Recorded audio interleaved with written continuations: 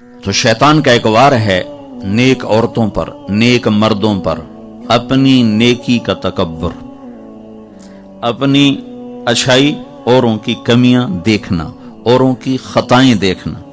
اور معاملہ ہے اللہ کے ساتھ، پتہ نہیں کون سی بات اسے پسند آئے اور ساری خطاؤں پہ کہہ جاؤ معاف کیا، اور پتہ نہیں کون سی بات اسے ناپسند آئے اور ساری نیکیوں پہ پانی پھیر دے کہ جاؤ مردود کر دیا۔ تو اوروں کے بارے میں زبان کھولنا تو خطرناک ترین کام ہے۔